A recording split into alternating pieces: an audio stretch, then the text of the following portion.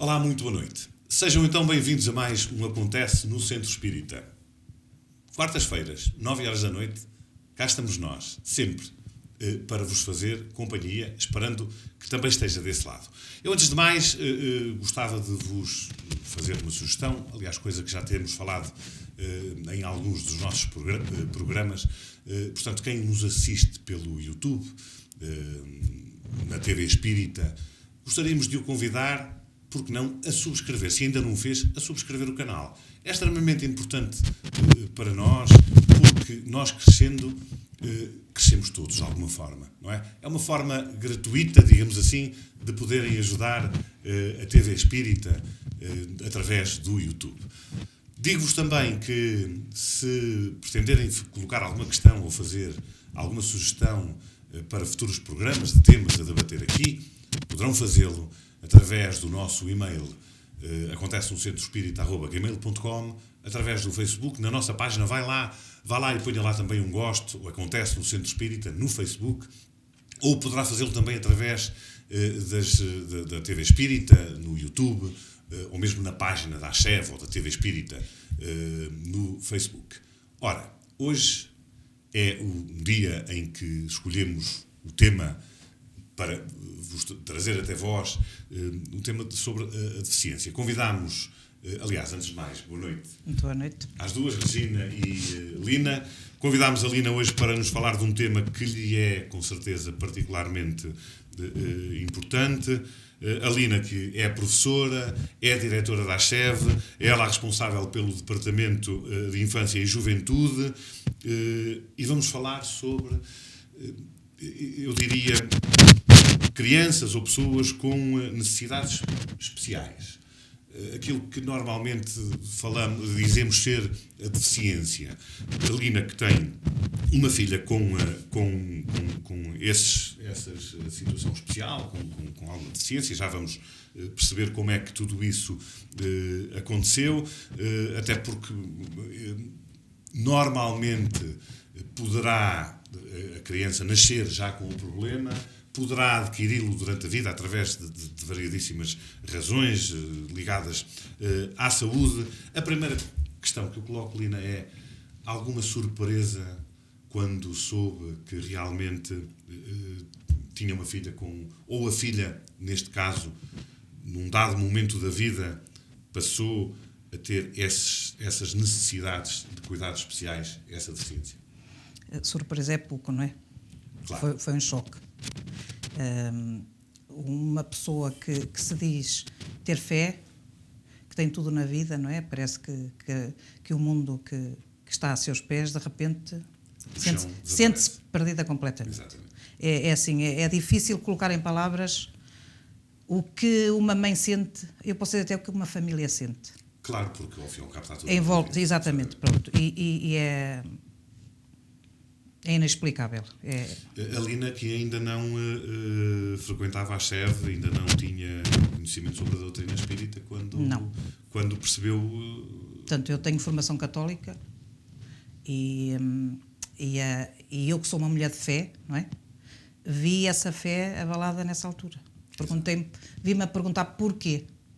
Porquê é que eu estou a ser castigada? Porque eu, quando a Maria ficou doente, eu pensei que a culpa tinha sido minha, que eu tinha feito algo mal na gravidez, que tinha sido... Porque eu sou uma pessoa que sou muito ansiosa, foi alguma coisa que eu fiz errado. Culpei-me. Mas não foi ao nascer? Não, a Maria tinha já 3 meses e meio e teve uma convulsão sem febre, sem causa nenhuma aparente. Portanto, teve clinicamente morta 3 minutos. E como não houve oxigenação no cérebro, depois houve as mazelas, não é? Com formação católica, o que é que a trouxe vir à ACHEV? O desespero. Porque, mas assim, foi de imediato, não? Ou ainda demorou não, muito tempo? eu procurei, claro, ajuda médica logo, não é? Depois, como era católica e praticante e convicta, não é? Procurei ajuda na igreja. Exato. E o parco da minha paróquia disse-me: não tenho explicação. Não tenho explicação para ti. Eu perguntei: porquê? Mas que Deus é este? Um Deus justo e está a fazer-me isto porquê? Exato. não é? Porque eu sentia-me eu a castigada. Sempre, não a Maria, eu a com castigada. Eu sempre a castigada. Exatamente. Veio à SEV, veio a procurar ajuda no centro espírita. O que é que o espiritismo fez ou lhe trouxe à sua vida, de alguma forma, para compreender melhor esta situação eu costumo dizer isto muita vez e as pessoas acho que nem acreditam muito, mas é a realidade. Eu fui convidada, porque eu vim aqui no dia em que em Coimbra me disseram que não havia nada a fazer para a minha filha. Já tinha outros 2 filhos, para esquecer esta, que não havia nada a fazer por ela. Nada a fazer. Portanto, já lá vão 21 anos. 21 anos. Pronto. E então essa minha amiga já me tinha falado do centro espírita, que eu achava que era, sinceramente, assim, isso são coisas do Arco da Velha, eu quero lá saber disso para alguma coisa, não é? Não quero saber nada disso. Mas ela ia-me falando da doutrina, que eu achava que ela, dizer, nós sofremos porque merecemos, e eu achava aquilo assim, então, assim, que isto é muito macabro, não. Mas ela ia-me falando e aquilo lá ia ficando. 15 dias depois, quando me disseram isso em Coimbra, eu telefonei-lhe e disse-lhe, eu quero ir a Viseu. E ela telefonou para aqui e fomos recebidas pelo Sr. Arnaldo Costeiro, o presidente da casa, teve a falar connosco 3 horas. Eu, depois dessas 3 horas, tive a convicção de que tinha as respostas, estava completamente esclarecida e consolada, sinceramente. Mesmo não sabendo os meandros da doutrina, aquilo que a doutrina nos ensina, só naquela conversa, eu fiquei a saber que estava a passar por isto, porque estava a resgatar. Isso bastou-me. Apesar de não conhecer nada da doutrina. Percebeu de alguma forma também que o resgate tem muito a ver, não é só o resgate para nós, é o resgate do espírito que reencarnou, neste caso a filha. Deixei de me sentir culpada. culpada. Para a família, para quem a rodeia, porque ao fim e ao cabo exatamente. O sofrimento é generalizado. Não é? E olha que isso foi muito importante, porque a família foi toda envolvida. Teve a noção, Lina, das razões pelas quais o espírito reencarnou desta forma e tendo que passar por o que a filha, pelo que a Maria está a passar? Sim, temos... Mostraram-lhe essa, ou falaram sobre... eu sei que foi suicídio. Nunca quis também saber pormenores. Sei que estou implicada diretamente. E sei que fui uma causadora. Mas nunca quis saber pormenores, porque isso também não me interessa. Pronto, mas sei que ela está a resgatar, não é? E estou a tentar, eu e a minha família, claro, estamos a tentar ajudá-la nesse resgate. Exatamente, porque, aliás, também somos devedores. Não há muito a fazer, é dar-lhe um bocadinho que houve é necessário. Houve muito a fazer. Quando eu digo muito a fazer é porque muitas vezes não é uma doença que a gente dê um medicamento claro. E passe. Aliás, um medicamento não adianta nada. Exatamente. Regina, a doutrina diz-nos concretamente o que é nestas situações de reencarnar desta forma, com a deficiência, ou até adquirir essa deficiência, porque eu como já referi, como bem sabes, já trabalho com crianças com necessidades especiais já há alguns anos e de alguma forma nós conseguimos ver muita coisa, inclusivamente já deu durante uma fase da minha vida para perceber ou quase que visualizar o porquê de aquele espírito reencarnado naquele corpo com deficiência, o porquê dele estar assim. O livro dos Espíritos fala-nos inclusivamente sobre... Eu acho, a propósito do que a Lina estava a dizer, da questão de saber o que foi, o que fez, é assim, isso é muito importante que nós tenhamos um certo cuidado quando falamos nas causas que levaram uma criança a nascer com determinados problemas. Por algum motivo a gente não se lembra, não é? Claro. E por algum motivo isso não é, como disseste, Lina, importante, porque a verdade é esta.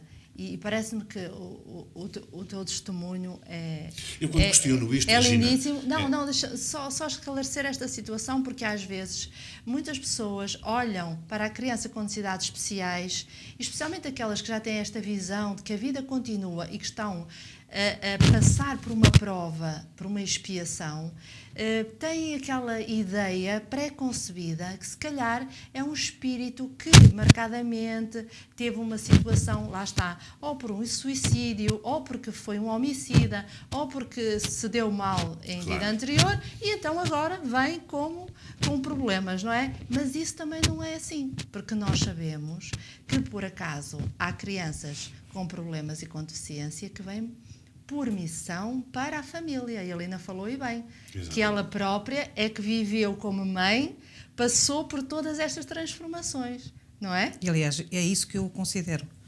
A Maria, para mim, acho que é um caso de altruísmo da parte dela. Ela veio assim para a minha família. Eu sei que ajudou a família inteira, mas a mim principalmente, sinceramente. Mas também com uma forma de resgate, como resgate como é. disse. Resgate é. A questão aqui é? do resgate, que era o que eu ia dizer, não é que seja muito importante. Mas para famílias que não acreditam, pessoas que não acreditam na doutrina espírita, e pela primeira vez, como aconteceu com a Lina, vêm procurar ajuda, alguma justificação. Sim. Porque, na realidade, o que a Lina passou foi mesmo isso. Foi era isto que eu queria. incompreensão relativamente à situação. Exatamente. Exato. Quer A dizer, questão da justiça. Obviamente, uma forma mais, digamos que, talvez abrangente, poder saber o que é que poderá estar por trás dessa decisão. Até porque nós, quem vive uma vida marcadamente católica, não é? Ligada à Igreja Católica ou qualquer outra religião, mas principalmente à Igreja Católica, é extremamente difícil conseguir perceber estas coisas, porque estamos a falar em reencarnação. É porque a visão, por exemplo, tradicional, de religiosa, é de que nós temos uma vida e apesar de sermos imortais, antes desta vida não havia nada. Claro. A grande diferença, e essa é a explicação que o Espiritismo vem dar, que se distingue de qualquer outra doutrina espiritualista, é que antes desta vida já existe algo mais, ou seja, outras vidas. Nós já existíamos antes. E então é esse antes, essa causa que o Espiritismo explica e que leva as pessoas a entenderem que o efeito é realmente aquela reencarnação. Além do mais, há uma visão da parte do Espiritismo muito otimista.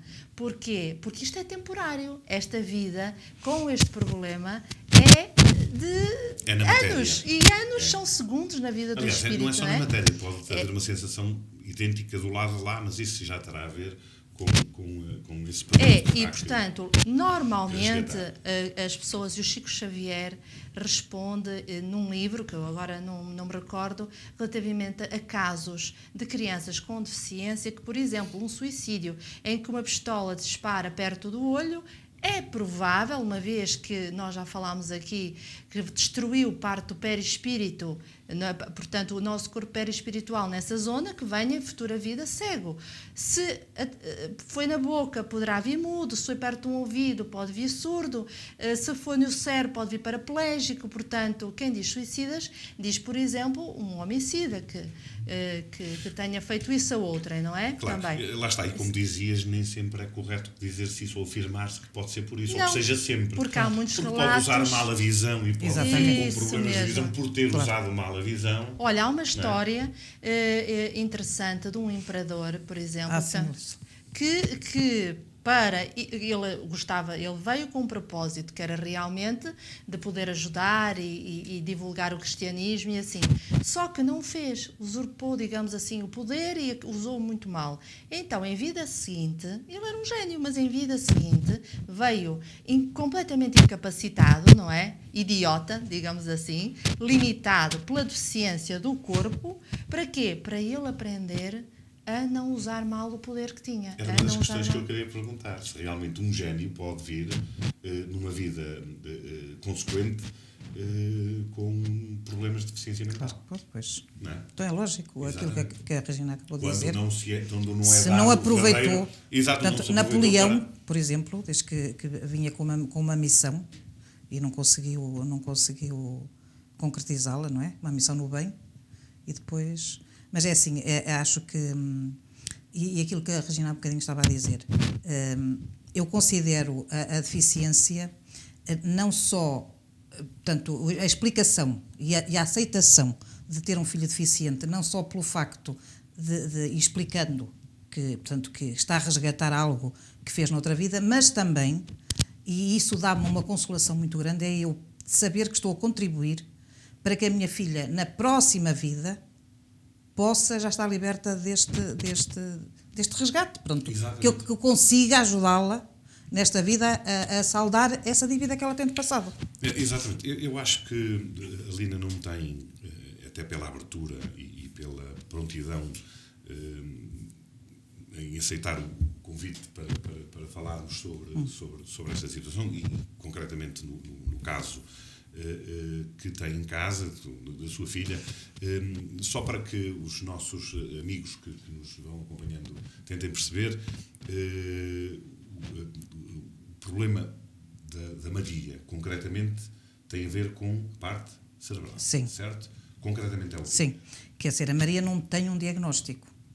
A Maria foi diagnosticada na altura com síndrome do West, que é um tipo de epilepsia muito raro, que foi, à partida, mal acompanhada. Nós sabemos que não há nada é por acaso, pronto. Mas agora ela não tem diagnóstico. Portanto, ela tem epilepsia refratária, ela não pode ter nenhuma intervenção a nível cerebral. Foi-lhe agora colocado um dispositivo que é no nervo vago, que vai controlando os espasmos, porque ela continua a ter espasmos, apesar da muita medicação. Portanto, ela está limitada a nível cognitivo. Portanto, ela tem uma deficiência, ela é completamente dependente de nós. Exatamente. Ela caminha, ela vê, ela ouve, ela entende tudo. Só que é completamente dependente, porque não é autónoma, não é? Exatamente. Eu pergunto isto porquê? Porque, na realidade, nós assistimos, inclusive a Regina, estávamos juntos numa dos trabalhos físicos sim, à quinta-feira que acontecem na ACHEV, em que a Maria, quando chegou, a primeira coisa que ela quis foi dirigir-se imediatamente para a sala, para aceitar na maca. Era o foco dela, não é? E, portanto, eu conheci a Maria, já conheço a Maria já há bastantes anos, nós vemos a Maria frequentemente. Há 21 anos. Exatamente, na ACHEV, vemos a Maria frequentemente e realmente nota-se inclusivamente eu não diria melhoria para ficar bem, mas uma melhoria em termos mesmo da própria Maria, da forma como ela... A Maria não aceita a deficiência, porque nós temos que separar o espírito do corpo, não é? Exatamente. E eu sei, e tenho constatado, por exemplo, no Evangelho no Lar, se fazermos leituras que a leitura, se, por exemplo, se versa ao suicídio, ou se versa que temos que pagar qualquer coisa que diretamente esteja relacionado com o caso dela, nós temos que interromper, eu tenho que explicar e conversar com ela e depois ela acalma. Mas a Maria é muito revoltada, ela não agora já está melhor, mas ela não aceita a deficiência. Claro. E isto para quem não acredita que o espírito não está deficiente, não é? É difícil de entender. Isso. Mas é assim, a Maria tem o corpo deficiente, o espírito não está deficiente. Está aprisionado naquele corpo, claro, não é? Claro. Dada a experiência, Lina, isto até para que alguns dos nossos telespectadores que de alguma forma passem por problemas idênticos e tenham no seio das suas famílias situações idênticas, a melhor forma de encarar esta situação e de os ajudar precisamente a irem ultrapassando esta fase de deficiência é o amor e a entrega. É assim, eu nunca deixei de trabalhar. E depois a envolvência a nível familiar e dos amigos. E claro que a doutrina espírita e esta casa ajudou muito, exatamente. Sinceramente. Eu, se não fosse à ACHEV, eu não teria a sanidade mental para poder acompanhar a minha filha e para poder ajudar. Eu entendo que se calhar de vez em quando estamos aqui a falar em revolta de nós que entendemos ouvir uma situação dessas, que não se continua a revoltar de alguma forma, mas também ajuda a que essa própria revolta seja ultrapassada. Eu não tive tempo de estar revoltada.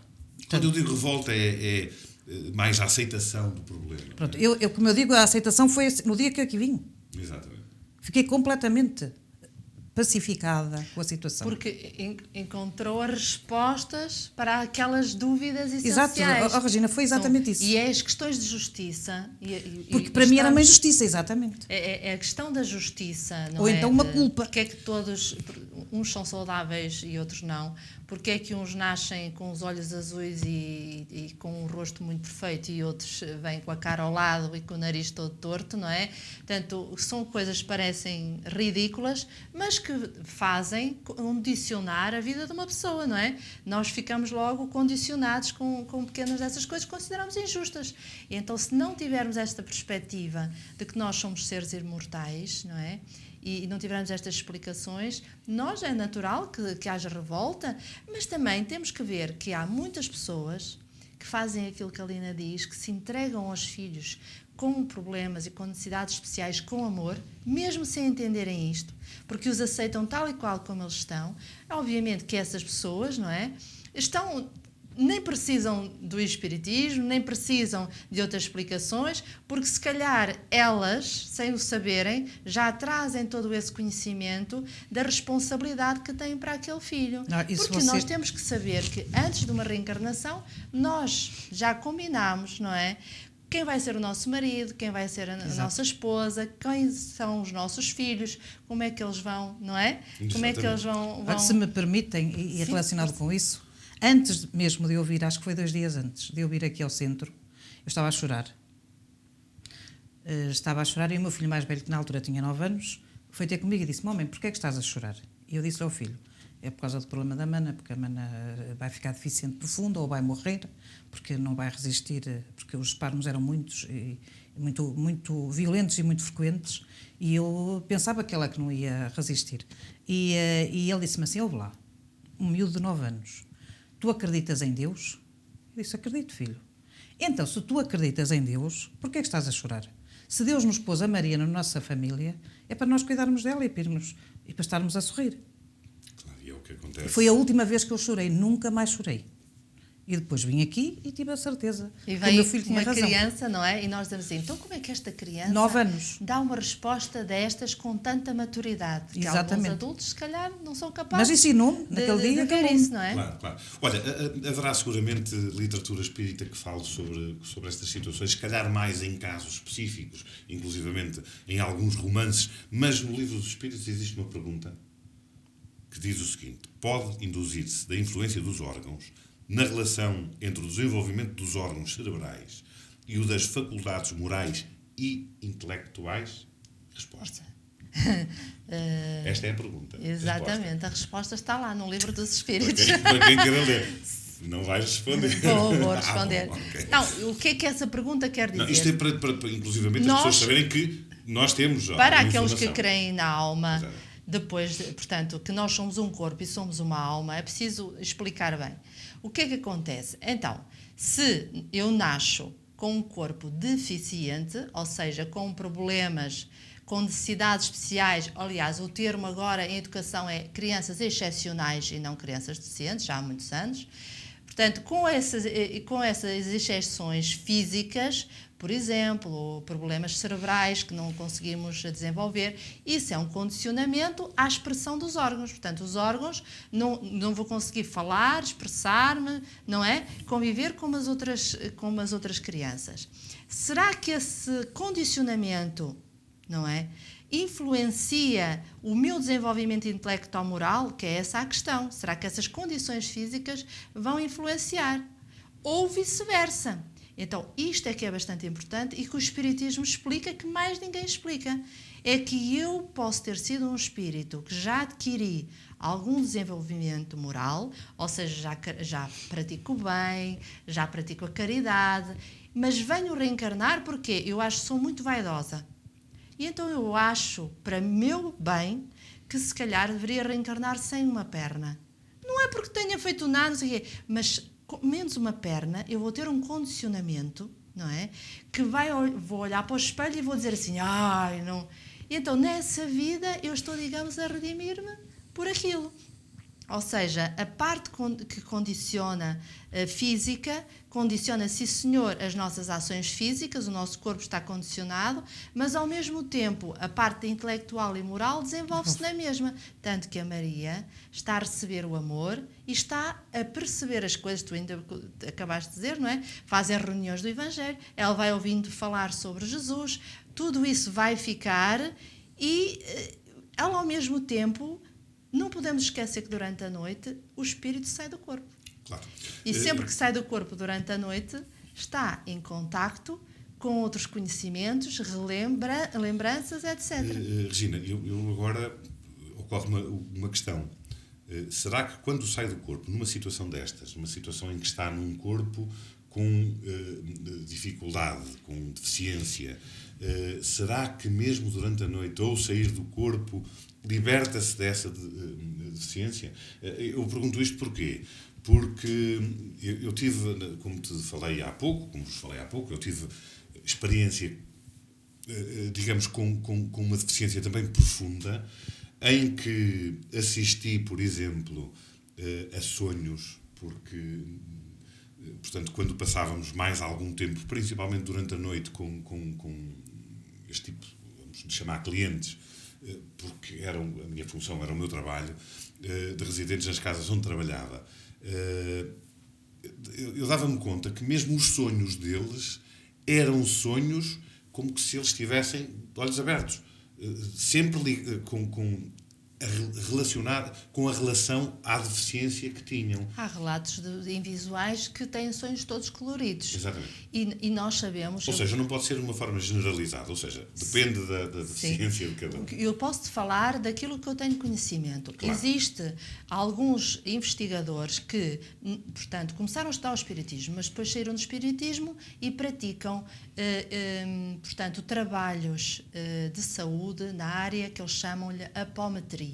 E o que é a apometria? São trabalhos mediúnicos também, só que enquanto que no trabalho mediúnico o doutrinador fala diretamente com o médium e através do médium o espírito se expressa, não é? Na apometria, o que é que acontece? O médium fica em estado de sonambulismo, sai do corpo e conversa com o espírito, tanto de encarnados como desencarnados, com os espíritos que podem estar a dormir, etc.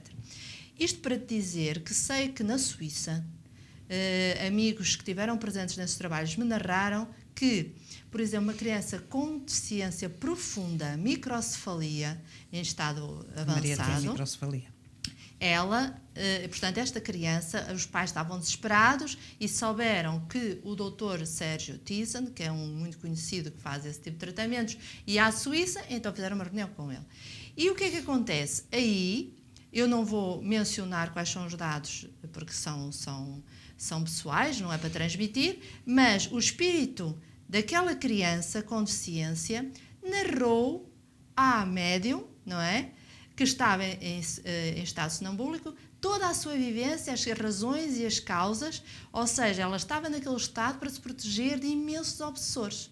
Uma vez tinha sido terminada a pessoa, na Segunda Guerra Mundial. Aquilo foi uma proteção, aquele estado, não é? Ela não via, não ouvia, etc.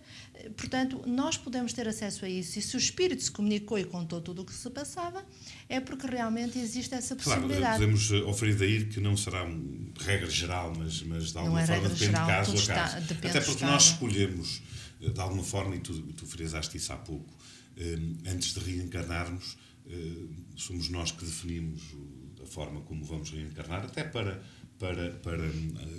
algum resgate que tínhamos pelo qual tínhamos que passar. Mas nós lembramos-nos disso lá. Assim que reencarnamos, assim que ocupamos o corpo, digamos assim, nós deixamos de nos lembrar. E há muitas situações em que mesmo a deficiência não nos permite sequer perceber... Mas eu posso dar o meu testemunho também em relação a isso. Exatamente. Aliás, porque cada caso é um caso. Eu falava muito, e ainda falo, com a Maria quando ela está a dormir. Porque eu nunca mais dormi uma noite inteira, não é? Estou sempre a ir para o pé da Maria. E agora até durmo com ela, pronto. Por causa dos espasmos. Mas... eu falava e falo muito com a Maria, e houve situações, conversas que tivemos, que eu digo que tivemos porque depois tive feedback, que depois o comportamento dela alterou completamente. Coisas, por exemplo, o deixar a fralda, o beber água, que ela recusava beber água. Eu conversava com ela durante a noite. Por exemplo, isso eu fiz com os meus filhos adolescentes também. É um conselho que eu dou também aos adolescentes. Conversando à noite. Exatamente. Por isso, eu sinceramente acredito que o espírito fica liberto da deficiência durante o sono. Até porque é assim, há mais que provas disso. E eu tive essa experiência com uma criança também que teve aos meus cuidados durante os anos de uma instituição. Tive-a sem haver, ela não via, não ouvia, portanto também era uma microcefalia. E estava com paralisia cerebral, portanto num estado que o médico só me disse assim: olha, use sempre o mesmo perfume para ela reconhecê-la, sempre cuidava dela. E eu fui assim, fez. O que é que acontece? Eu sempre que me aproximava dela, ela começava a abanar as pernas, assim, sabia que era eu, claro, pelo cheiro. Só que passaram-se muitos anos, ela foi internada noutra instituição e ela já teria para aí os seus 17 anos, 18 anos, eu fui visitá-la. Ela esteve comigo até aos 6, portanto, já tinham passado muitos anos. E posso dizer que fui acompanhada e as pessoas todas foram testemunhas deste facto. A senhora veio-me a dizer assim: olha, sabe, ela está assim com um aspecto, mas ainda sobreviveu àquilo. Pensavam que ela ia durar 2 ou 3 anos.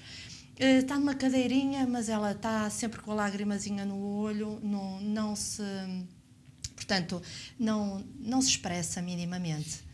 E um piso enorme, eu vou pelo corredor a aproximar-me e assim que abre a porta da sala, olha, ao fim de 10 anos eu já não uso o mesmo perfume. Claro. Ela desatou às gargalhadas. A senhora cuidava dela e disseram: ai, nós não podemos acreditar, o que é que se passa com a criança?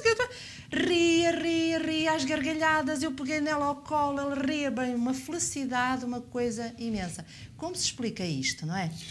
Pois tem muito a ver até com uma certa ligação que existe. Se pode se explicar. Calhar ela foi-te colocada no caminho, não é? Durante esses 6 anos que tomaste conta dela, precisamente para isso mesmo. Para lhe pode dar ser, essa atenção pode e não esse ser. valor. Mas isto o que serve é que, assim, apesar de incapacitada fisicamente, há algo dentro dela, que é a alma, não é? Que é ela? Que é ela, verdadeiramente, que está a ouvir tudo o que está a acontecer. Ela percebe tudo. E o amor, como diz a Lina, é o essencial. O amor Eu tenho um caso, e passou-se comigo, e eu vou-vos dizer que eu nem durante algum tempo eu não consegui perceber que reação é que me ocorria ter. Eu trabalhei, e posso falar porque seguramente que as pessoas não irão ver o programa, até porque é em português, em Inglaterra, e nos 3 anos que lá estive, eu trabalhei numa casa com clientes com algo, a maior parte deles com paralisia cerebral. E um deles, eu trabalhava muito com ele.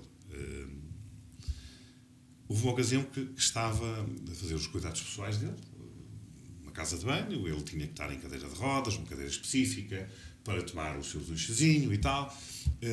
Era uma casa de judeus.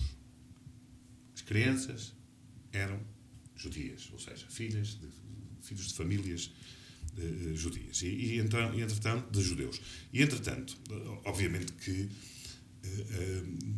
o que nos ocorre, não enquanto religião ou enquanto pessoas, não por serem judeus, mas lembramos do quê? Da Segunda Guerra Mundial. Certo? Eu não me dei conta. Até porque eu estava a falar em português. Foi a única coisa que eu percebi, é que eu estava a falar em português. Ele estava na cadeira, ele eventualmente a entender alguma coisa em inglês, porque eles são ingleses. Judeus, mas ingleses, nascidos em Inglaterra. E eu estava a falar com ele e estava-lhe a dizer: o que é que tu queres? Perguntas-te porque é que estás assim. Se calhar foste algum dos nazis que, à época, trucidaste aqueles que agora são teus conterrâneos, os judeus. Eu estou-me a arrepiar, eu digo-vos porquê. Porque eu nunca tinha passado por uma situação destas. Ele não se expressa de forma nenhuma. As lágrimas corriam-lhe pelos olhos. Eu ainda não lhe tinha colocado o chuveiro com a água, que poderia ser dado. Não. Ele com uma cara eu não sei, de arrependimento, a transmitir alguma dor, não é? A chorar compulsivamente, foi quando eu me apercebi e olhei para ele e disse: o que é que eu estou a fazer? Claro. O que é que eu estou a fazer? Até porque não é... nós não Curiosamente, devemos, a ligação não devemos dele ter. comigo era enorme. A ligação dele comigo era enorme. Aliás, eu fazia tudo com ele para todo o sítio. Era como tu contaste há pouco. Se eu chegava à casa, porque era a casa deles, lá funciona diferente daqui de Portugal, não são instituições, são casas que se pretendem, de alguma forma, criar um ambiente familiar. A casa é deles e cada vez que eu chegava, ele dava conta e dava sinal. Eu ia com ele para todo lado. Ia com ele para a piscina, ia com ele para jogos, ia com ele ao futebol, ia com ele a concertos e tínhamos uma ligação forte. Mas eu dei-me conta disto acontecer. Sim, sim. Tudo bem, mas não devemos Ia falar tirar em português, ilação. Por acaso aconteceu isso, não é? Mas não podemos achar que os judeus são... Atenção, não vá alguns judeus estar a ouvir isto. Regina, eu não me dei conta. Atenção, eu acho que nem sequer fui eu. Sim, sim, pronto. Exatamente. Eu acho que nem sequer terá fui eu. havido alguma Até porque interferência. pensou que ele nem iria perceber. Não, até porque eu quando me dei conta, Estava a falar português. eu pensei, mas o que é que eu estou a Ora, fazer? mais uma vez, aqui se demonstra que realmente, apesar dos condicionamentos físicos, não Claro. é? Não significa que não estejam a entender tudo e não tenham essa percepção, não é? Lá está. Da sua própria vida e daquilo, os motivos de estarem a vivenciar aquelas Claro, dificuldades. quer dizer que nós devemos ter sempre atenção a estas situações e tudo o que fizermos, precisamente no acompanhamento destas crianças, das nossas, daqueles com quem nos deparamos muitas vezes diariamente, terá que ser feita de uma forma muito cuidada. Sim, e nós estamos a falar aqui hoje de crianças excepcionais, no sentido com deficiência, mas há pais que têm grandes problemas com crianças excepcionais sobredotadas, por exemplo. Exatamente. Que nascem com prontos, um intelecto fora do normal e não sabem como lidar com isso, não é? Portanto, tudo é assim, não são génios. Naquela vida, nasceram com o intelecto desenvolvido para proporcionar alguma aprendizagem. Mas então nós vivemos pouco, não aprendemos nada, somos burros em comparação com uma criança assim, porque normalmente a gente até diz assim, foi noutra vida, eles realmente aprenderam muito e agora já nasceram assim. Não, é aquela experiência, veio o desenvolvimento para vivenciar momentaneamente aquilo, não é? O ser gênio ou o ser... É assim, a questão da deficiência, e disse numa das revistas espíritas, Allan Kardec, julgo eu, que nós podemos ser excelentes músicos e, no entanto, não conseguimos tocar música porque o instrumento que usamos, por exemplo, não tem cordas, não é? E então, o instrumento é mau, é fraco, mas não significa que eu não faça música maravilhosa. Eu agora canto mal, mas noutra vida posso ter cantado. Eu brincando um bocadinho com a situação, eu tenho um amigo que foi o nosso maestro num grupo de música ao qual eu pertenci, que tu ouvias esse companheiro cantar e fugias. Muito mal. E, no entanto, era fantástico no que diz respeito à composição, não é? Era fantástico. Ora, resumindo e concluindo, de alguma forma até para que quem passa por essas necessidades, e mesmo quem não passa, que venha a deparar-se com situações, ou até para que queira aconselhar alguém, família ou amigos, como lidar com estas crianças, estas pessoas especiais, porque não são só crianças, obviamente, são crianças. Eu acho que, em primeiro lugar, devemos aceitar, não é? A aceitação já é um primeiro passo para nós podermos ajudar essa criança ou essa pessoa. E depois, depois sermos consolados, não é? Eu encontrei o consolo aqui, por isso eu acho que o Espiritismo é uma doutrina, é uma religião, uma filosofia que é abrangente. E assim, e não é preconceituosa.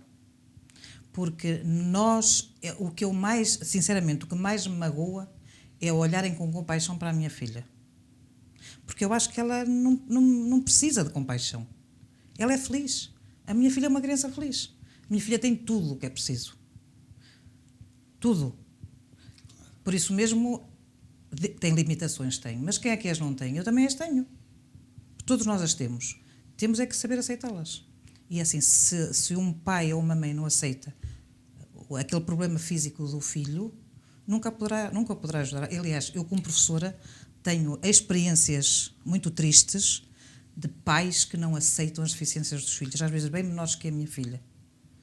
E que poderiam ter ajudado os filhos até a conseguirem a escolaridade obrigatória e não conseguem. Porquê?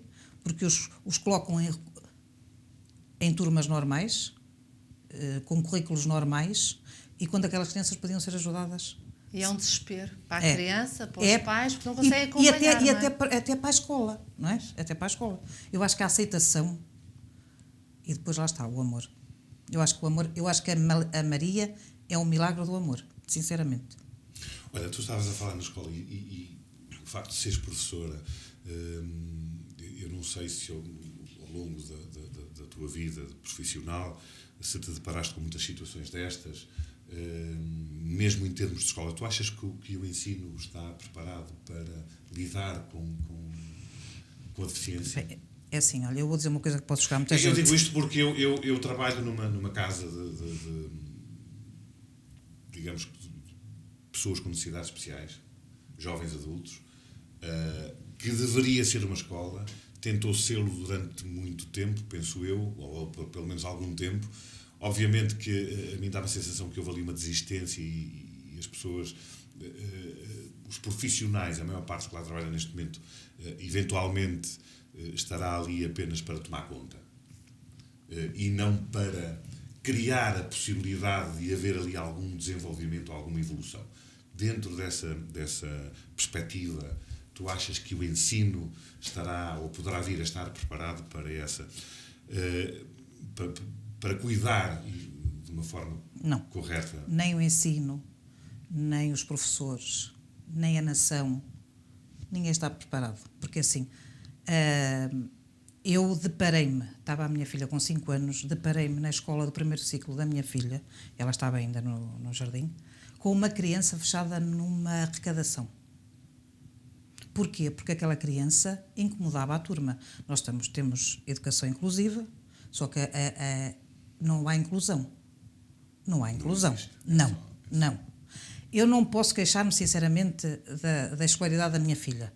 Até porque eu estou no meio e a minha filha sempre teve um acompanhamento espetacular. Aliás, eu só sei que sou mãe numa deficiente agora, depois que ela saiu da escolaridade. Sinceramente. Porque eu não consegui... a minha filha está em casa, não consigo. Porque eu considero que todas as instituições onde eu fui bater são armazéns. Sinceramente. Autêntico, de depósito. É só isso mesmo. E eu não consigo deixar a minha filha no armazém.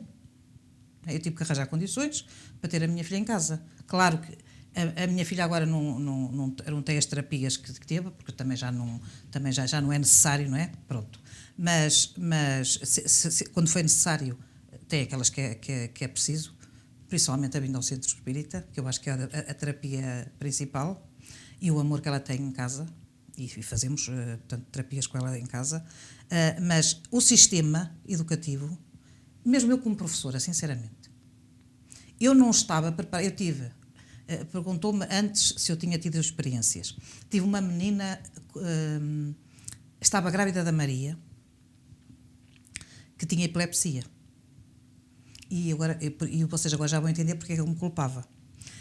E eu tinha perguntado à minha colega do apoio e à psicóloga o que é que eu faria se lhe desse uma crise. E era um 9º ano e a menina estava constantemente a interromper a aula. Professora, eu hoje vou comer batatas fritas com ovos estrelados. Por exemplo, era um exemplo. Eu, cala-te, não vou dizer o nome, porque, pronto. E ela calava-se. Eu perguntei qual vai ser o meu comportamento, porque eu não tinha noções nenhumas, não é? E ela disse, dás-lhe 2 berros, que ela que ela já não tem a crise.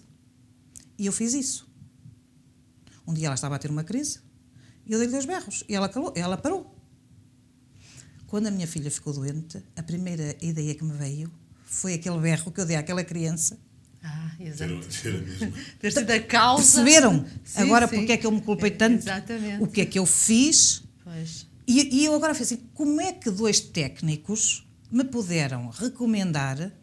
Realmente resultou. Porque a miúda, ela queria atenção, ela queria ser o centro das atenções.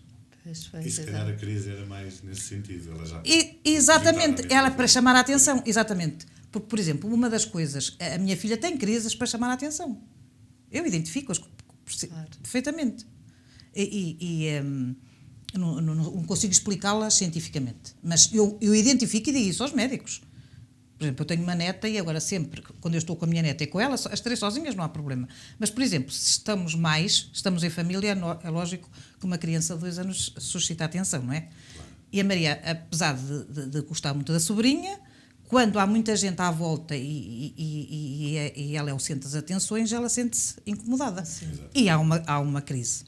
O que é naturalíssimo. Olha, Regina, tu também estamos já a caminhar para o fim do nosso programa de hoje. Mas eu gostava de fazer a questão de uma outra forma. A mesma questão, mas enquadrá-la de uma outra, porque tu também estiveste ligada à educação, continuas ligada à educação espírita neste momento com a evangelização. O que é que o Centro Espírita pode fazer? Porque, na realidade, nós já percebemos que, em termos estatais, em termos de governo, em termos de... é muito difícil, principalmente, formar pessoas. Porque a sensação que me dá, e pela conversa que tivemos, ou que estamos a ter hoje, seria muito importante que as pessoas tivessem uma formação. Essencialmente, a formação moral. E a formação que a doutrina espírita nos traz. Essencialmente, a doutrina espírita. O que é que tu vês que poderia ser feito? Porque primeiro, nós temos uma responsabilidade tão grande. Vou fazer uma coisa que nunca fiz neste programa. Vou mandar um beijinho, é para aquela câmara, um beijinho grande para a Elsa Rossi, que é de Londres, de um centro espírita, o Buzz de Londres, e ela colocou-nos algumas questões em relação, precisamente, há dias, sobre o que fazer num centro espírita com crianças com problemas com deficiência. E, como tinha visto o nosso programa, perguntou se até não tínhamos alguns manuais, se tínhamos algum preparo assim mais indicado para fazer esse trabalho com eles. E realmente eu respondi que não. Até porque nós aqui, portanto, nas aulas de evangelização e de educação espírita, mesmo neste centro, como a maior parte dos centros, são com crianças que, à partida, têm um acompanhamento, são ágeis, têm facilidade em nos acompanhar. Crianças que têm os seus condicionamentos físicos, crianças que têm condicionamentos mentais, não participam nessas atividades. E isto foi um alerta. Agora pergunto-nos o que é que nós podemos fazer.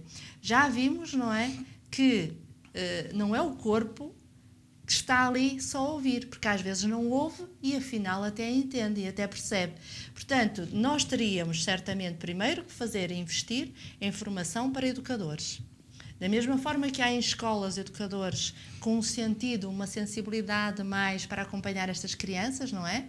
Educadores especiais, de ensino especial, também deve haver, aliás, nem deviam ser só esses, deviam ser todos os professores, todos os educadores estarem sensibilizados para trabalhar com crianças com este tipo de condicionamentos. Mas nós, espíritas, mais que ninguém, que conhecemos, não é, o porquê, como já falámos aqui, deveríamos ter algum preparo. Portanto, é algo a pensarmos, em juntarmos esforços para nos prepararmos e abrirmos, quiçá, até não só o apoio, porque o apoio que é feito geralmente é em trabalhos mediúnicos ou em trabalhos de efeitos físicos, não é? De magnetismo, e se calhar, porque não, trabalhos diretos com esse tipo de crianças, que às vezes é uma paralisia cerebral, mas que nada tem a ver com as questões mentais e percebem tudo, poderemos falar de tudo e mais alguma coisa. Aqueles que não percebem ouvir música, podem, enfim, sentir e enquanto estamos a falar, nós sabemos que quando estamos juntos, não somos só nós, são também os espíritos que estão à nossa volta. E então, se nós levarmos e estivermos imbuídos, não é, de boas palavras e bons pensamentos, esses espíritos também nos acompanham e eles podem vê-los. Muitas vezes eles veem mais do que nós, realmente, não é? nós podemos fazer muita formação a estes níveis e fica o repto lançado, quer à SEV, à direção, ao Departamento de Infância e Juventude, quer à Regina, para prepararmos, quiçá, um destes dias, um destes meses, uma formação específica. Teremos de estudar muito. Exatamente, mas que, como disseste agora, é extremamente importante. Porque muito poucas pessoas têm verdade. esse tipo de formação. Olha, deixei para o fim esta questão e assim muito rapidamente para as duas. Um espírito que vem com deficiência. O que é que pode encontrar quando volta ao mundo espiritual? Viveu uma experiência com deficiência. Como é a chegada ao mundo espiritual? A chegada é como qualquer um de nós. Por exemplo, eu acho que o espírito que está enclausurado num corpo com deficiência... Se calhar sente um alívio muito maior. Lógico, fica livre. Mas é assim, a forma como encarou essa deficiência...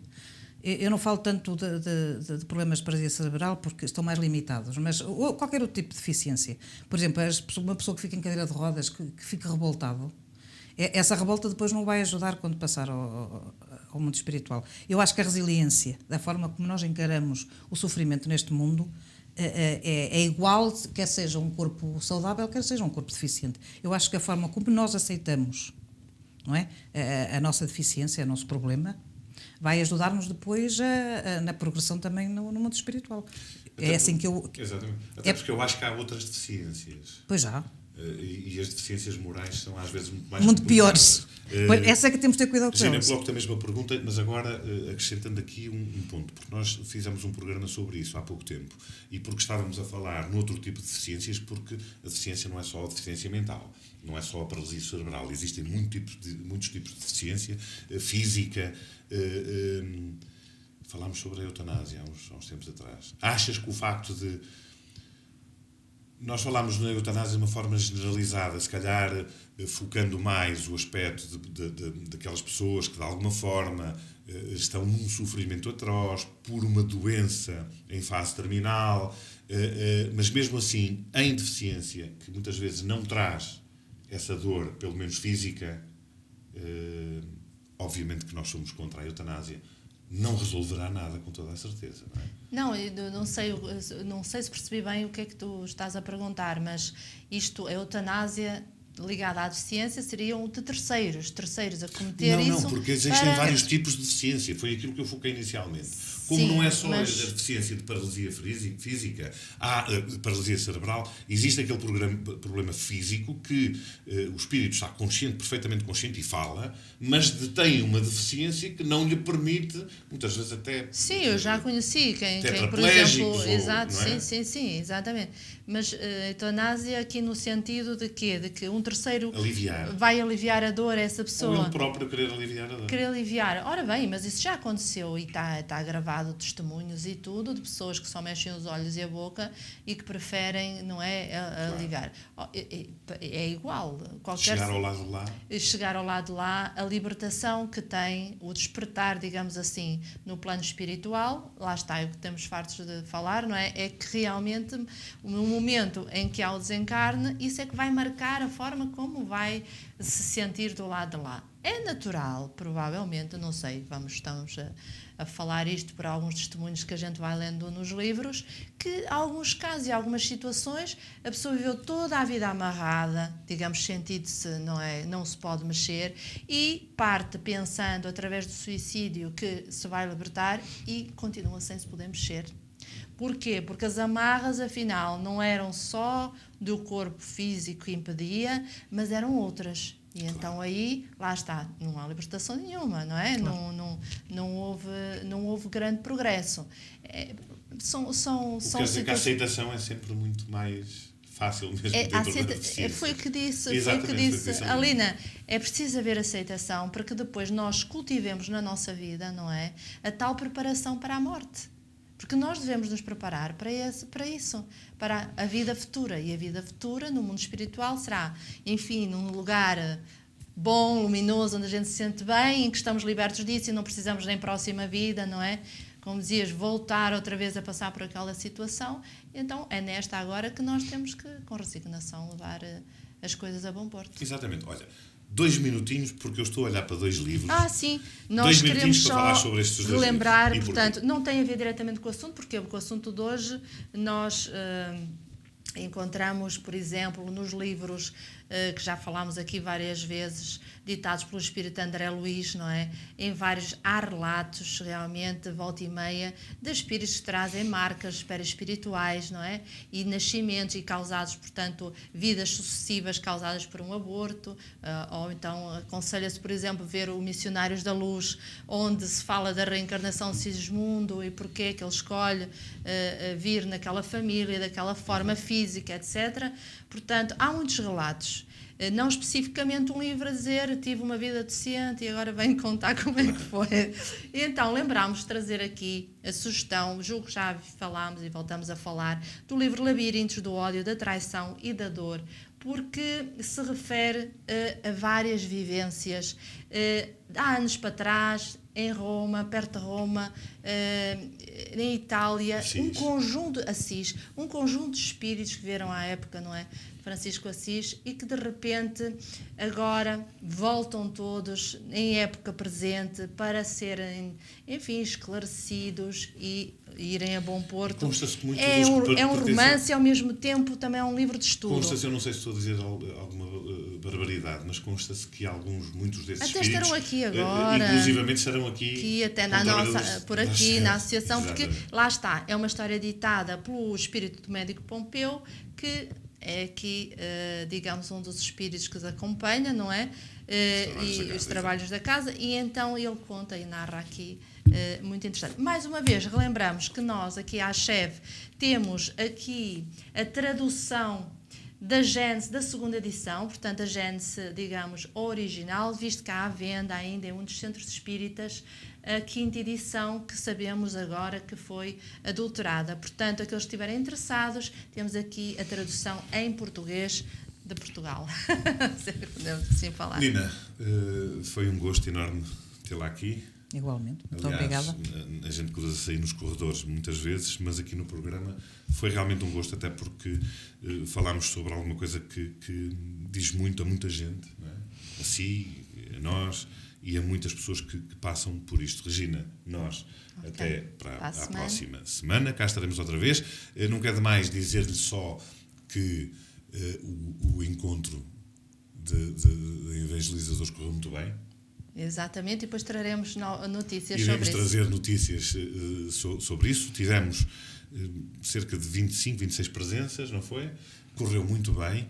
Isto para lhe dizer que numa próxima formação vamos com certeza contar também consigo. Da nossa parte, foi um prazer enorme, como é sempre, estar esta hora, se calhar 45, 50 minutos na sua companhia.